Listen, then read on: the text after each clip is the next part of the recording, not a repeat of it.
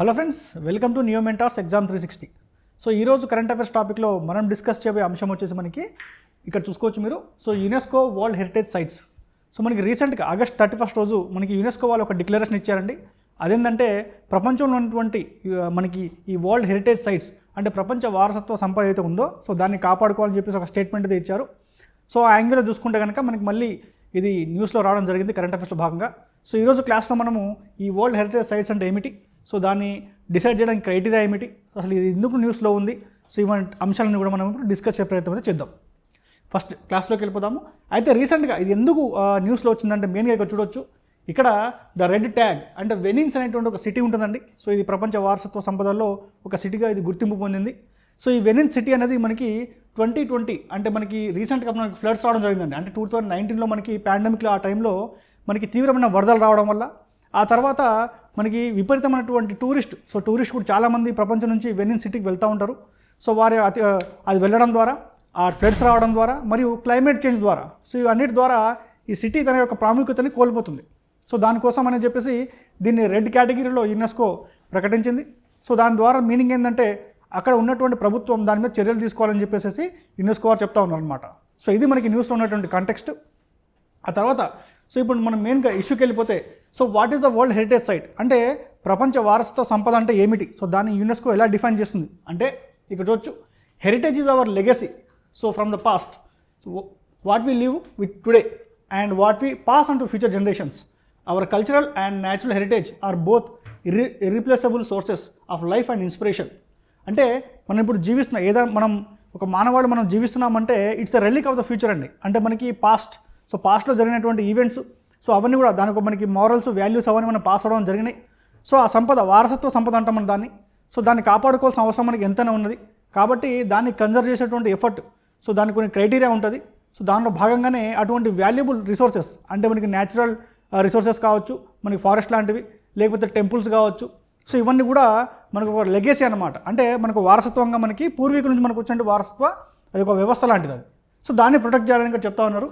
So that is the world heritage site. So అది it is irreplaceable అంటే మనం దాన్ని మళ్ళీ రీప్లేస్ చేయలేమండి. బికాస్ అవి కొన్ని సంవత్సరాలు ఏళ్ల తరబడి సో కొన్ని వేల సంవత్సరాలుగా మనకు వచ్చినటువంటి వారసత్వ సంపద అది.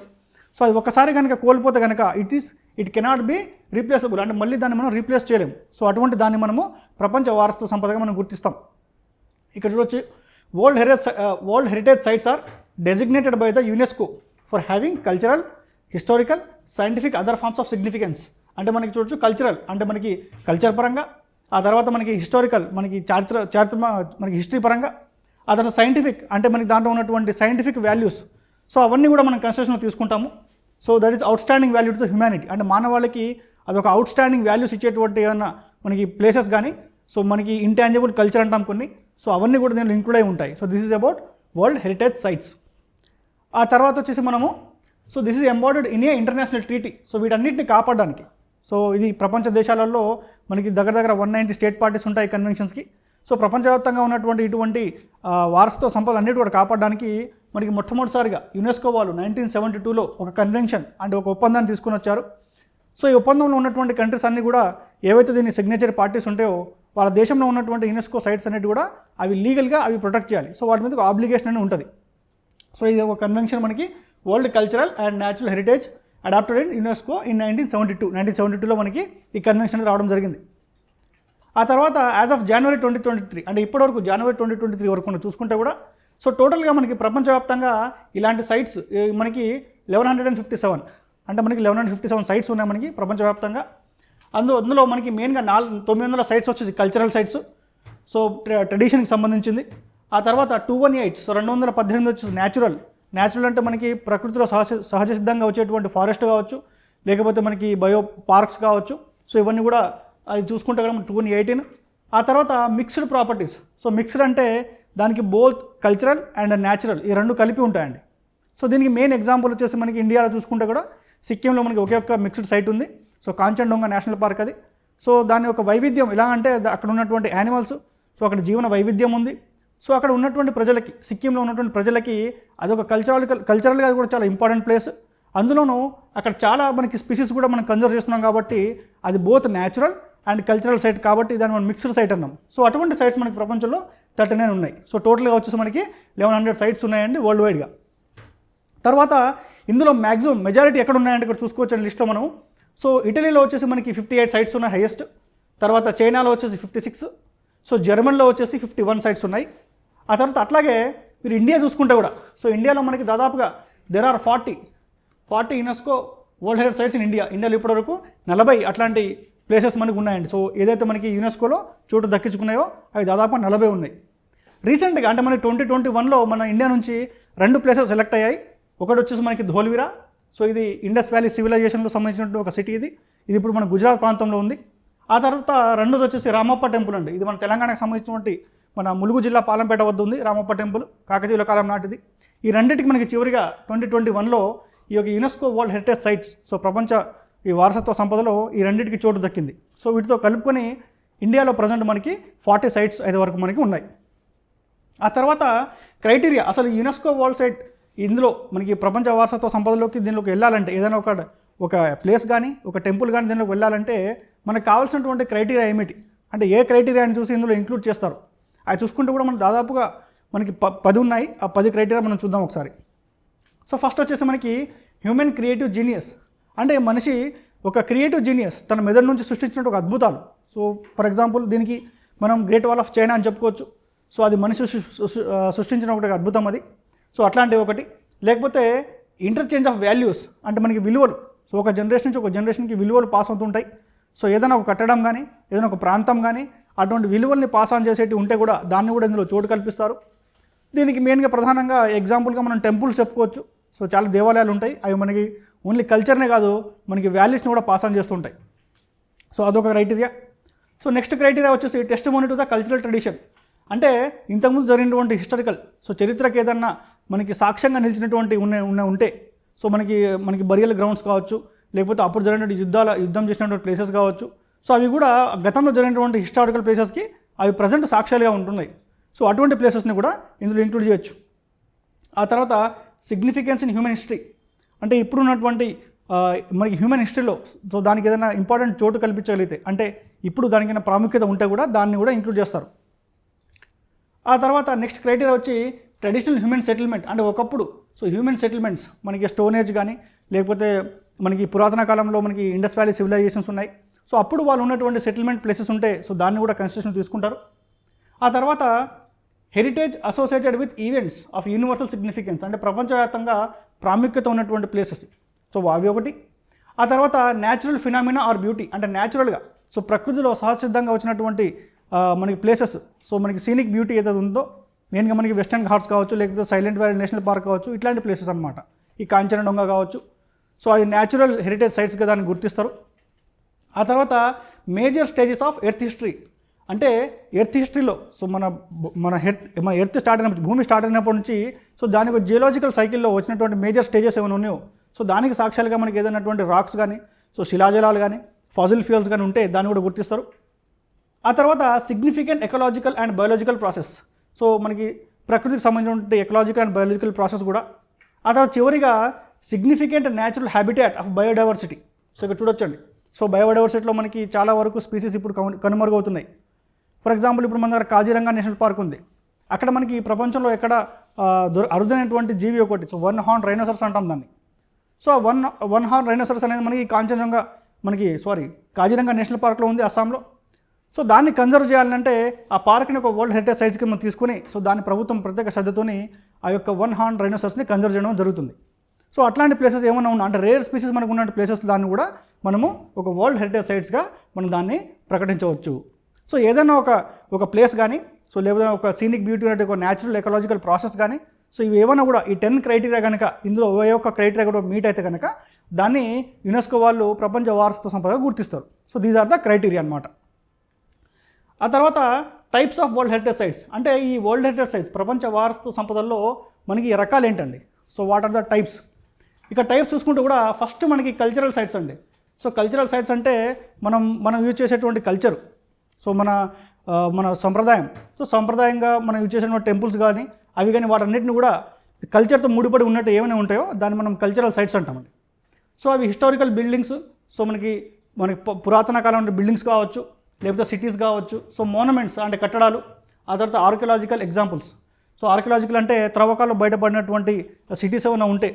సో ఫర్ ఎగ్జాంపుల్ మనకి ఇప్పుడు ధోల్వీరా అనేది అది తవ్వకాల్లో బయటపడింది, హరప్పన్ లాంటిది. సో అటువంటి వాటిని ఇవి మనం కల్చరల్ హెరిటేజ్ సైట్స్గా పేర్కొంటాం. సో దానికి ఎగ్జాంపుల్ వచ్చేసి మనకి ఈజిప్ట్లో pyramids, okay, and historic centre of Rome. So Rome అనేది చాలా పురాతనమైన నగరము. సో అదొకటి. So great wall of China. So ఇవన్నీ కూడా మనకి హిస్టారికల్ అంటే మనకి కల్చరల్ హెరిటేజ్ సైట్స్, అంటే దేనికి కల్చర్కి ముడిపడినాయో సో దానికి ఎగ్జాంపుల్స్ అనమాట. అదొక రకం.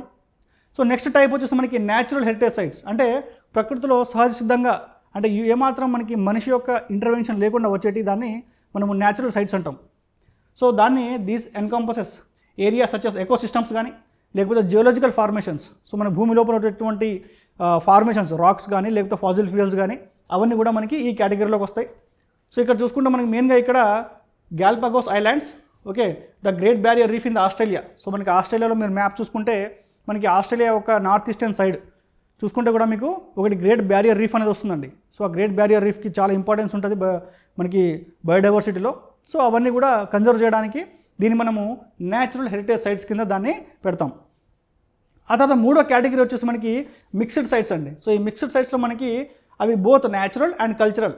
సో ఈ యొక్క cultural site plus natural site ఈ రెండు మిక్స్ అయ్యి ఒకే దాంట్లో ఉంటే కూడా దాన్ని మనము మిక్స్డ్ సైట్స్ అంటాం. సో దానికి బెస్ట్ ఎగ్జాంపుల్ వచ్చేసి ఇండియాలోనే ఉంది. సో కాంచనడొంగా నేషనల్ పార్క్ ఇది సిక్కింలో ఉంది. సో దీనికి బోత్ మనకి కల్చరల్ హెరిటేజ్ దానికి ఇంపార్టెన్స్ ఉంది, అదేవిధంగా దానికి న్యాచురల్ హెరిటేజ్ అంటే దానికి సీనిక్ బ్యూటీ. సో అక్కడ ఉన్నటువంటి రేర్ స్పీసీస్ ఉన్నాయి, అవి కన్జర్వ్ చేయబడుతున్నాయి. అదేవిధంగా అక్కడ ఉన్నటువంటి ప్రజలు, సో సిక్కింలో ఉన్నటువంటి ప్రజలు కూడా ఈ యొక్క కాంచనడొంగా నేషనల్ పార్క్ని సో వాళ్ళ జీవితంలో మమేకం అయిపోయింది. సో కాబట్టి అది both cultural site and also natural heritage sites. So ఈ విధంగా మన దగ్గర మనం చెప్పుకున్నాం కదా 40 న్యాచురల్ సైట్స్ ఉన్నాయని చెప్పేసి.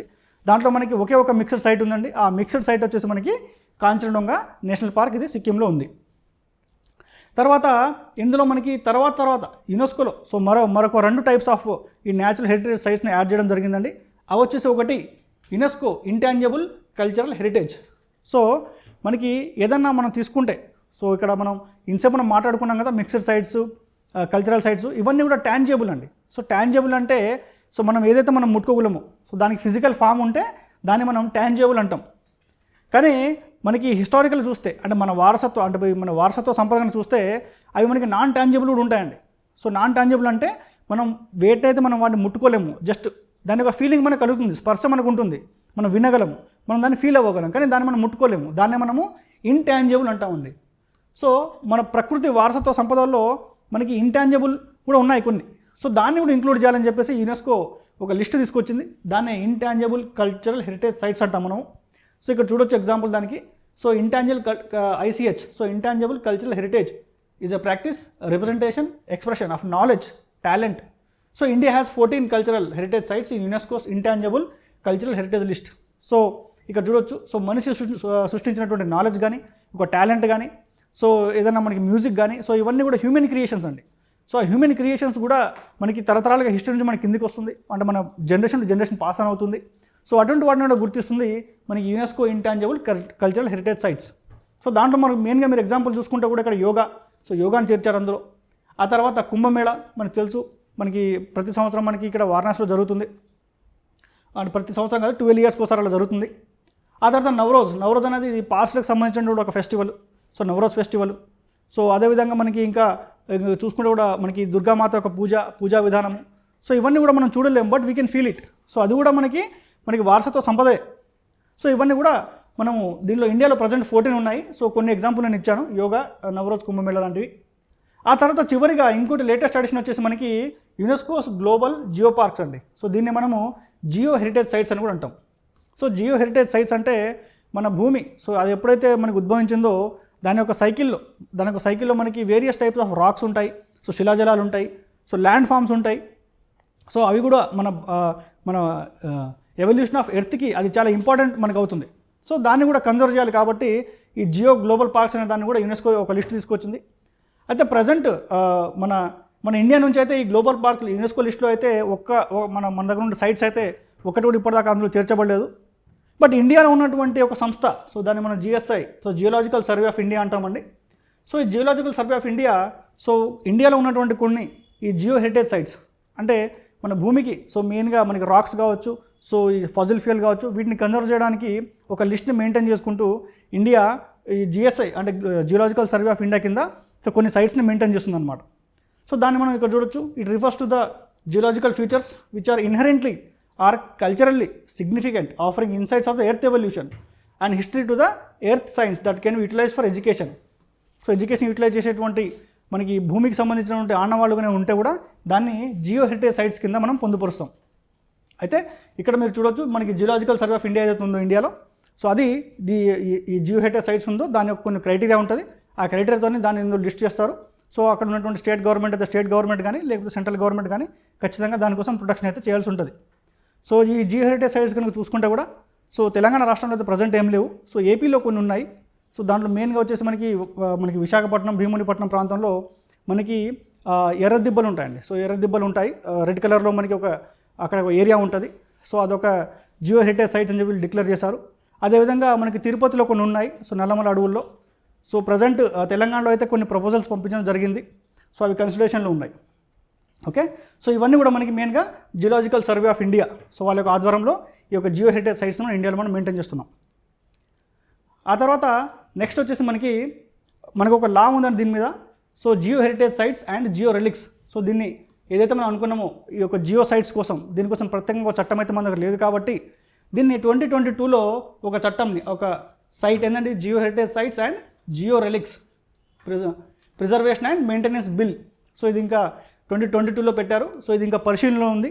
సో ఇక జియో పార్క్స్ అయితే ఉన్నాయో మన దగ్గర ఈ జియో హెరిటేజ్ సైట్స్, సో దాన్ని కన్జర్వ్ చేయడానికి ఒక బిల్ అయితే తీసుకొచ్చారు. ఆ బిల్లు మీరు చూసుకోవచ్చండి. మేజర్ ప్రొవిజన్స్ ఇక్కడ. సో డ్రాఫ్ట్ బిల్ ఏం చెప్తుందంటే ఇక్కడ the bill prohibits construction of repair any renovation or any building in the area. అంటే ఈ జియో హెరిటేజ్ సైట్స్ అయితే ఉన్నాయో సో దాని చుట్టుపక్కల ఉన్నటువంటి ఏరియాలో ఎటువంటి కన్స్ట్రక్షన్ జరగకూడదు, అదొక ప్రొవిజన్ పెట్టారు.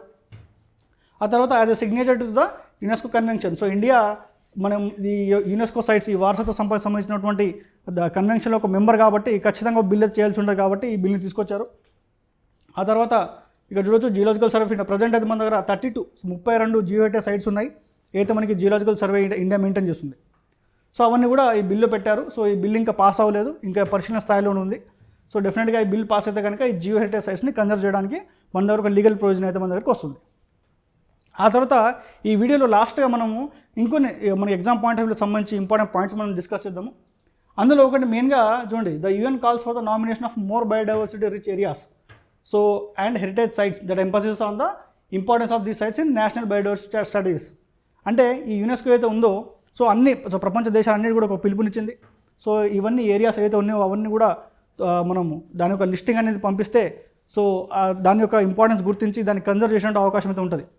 ఎందుకంటే మనం ఏదైతే ఏరియాస్ దీని కింద యునెస్కో కింద ఏరియాస్ ఉన్నాయో అది ప్రపంచంలో 1% ఏరియా ఉన్నా కూడా అది దగ్గర 20% ఆఫ్ మన హెరిటేజ్ని అది కన్జర్వ్ చేస్తుంది. సో కాబట్టి దీనికి చాలా ఇంపార్టెన్స్ ఉంది. ఆ తర్వాత ఇక్కడ చూడండి మనకి ప్లాన్స్ ఉన్నాయండి. సో 2029 వరకు సో మేజర్గా కొన్ని ప్లాన్స్ అయితే వీళ్ళు యునెస్కో వాళ్ళు ఇంప్లిమెంట్ చేస్తున్నారు. సో అప్పటికల్లా దీనికి ఉన్నటువంటి రూల్స్ అండ్ రెగ్యులేషన్స్ అవన్నీ కూడా స్ట్రిక్ట్ చేసేసి సో దీనికి చాలా రక్షణ కల్పించాలని చెప్పి మనకి యునెస్కో వారు చెప్తున్నారు. అదేవిధంగా లాస్ట్గా మనకి ఇంకొకటి మీరు ఇక్కడ చూసుకోవచ్చు, ఇక్కడ ఒకటి ప్రోటోకాల్ ఉందండి. సో దీన్ని కున్మింగ్ మానిటరియల్ గ్లోబల్ బయోవర్సిటీ ఫ్రేమ్వర్క్ అండి. సో GBF అంటాం దీన్ని. సో ఈ యొక్క ప్రోటోకాల్ ఉంది. ఈ ప్రోటోకాల్ ఏం చెప్తుందంటే ఈ యొక్క దశలో సో ఏదైతే మనకి యునెస్కో హెరిటేజ్ సైట్స్ ఉన్నాయో ఆ సైట్స్ అన్నీ కూడా ఏదైతే ప్రమాదంలో ఉన్నాయో సో వాటిని కాపాడుకునేందుకు ఒక ప్రణాళిక రూపొందించాలని చెప్పేసి మనకి ఈ యొక్క కున్మింగ్ మానిటరియల్ గ్లోబల్ బయోడైవర్సిటీ ఫ్రేమ్వర్క్ అనేటువంటి ఒక దాంట్లో సో దాని నిర్ణయం తీసుకున్నారు. సో దాని ఆధారంగా పెట్టుకునే సో ఈ మనకి మొన్న వచ్చినటువంటి యునెస్కో కాల్ కూడా దీని ఆధారంగానే చెప్పారండి. సో ఇక్కడ వీళ్ళు ఏం చెప్తున్నారు చూడండి, the Kunming మానిటరియల్ global biodiversity framework అనేది ఇలా కొన్ని గోల్స్ ఉన్నాయండి. అదేంటంటే మెయిన్గా సో అట్లీస్ట్ ఒక 30% అయినా ఈ యునెస్కో సైట్స్ ఉన్నాయో అవి మనం కాపాడాల్సిన అవసరం ఉందని చెప్పేసినటువంటి ఒక ఫ్రేమ్వర్క్ ఇది. సో దాన్ని మనము కున్మింగ్ మానిటరియల్ గ్లోబల్ బయోడైవర్సిటీ ఫ్రేమ్వర్క్ అని అంటాం. So this is the last point అండి. సో ఇది ఎగ్జామ్ పాయింట్ ఆఫ్ వ్యూలో చాలా ఇంపార్టెంట్ నేను డిస్కస్ చేయాలనుకున్నది. సో ఈ రోజుకి ఇంతే. సో మనం మళ్ళీ నెక్స్ట్ డే ఇంకొక టాపిక్తో ఇంకో క్లాస్లో కలుద్దాం. సో అందరూ చలో, థ్యాంక్ యూ వెరీ మచ్.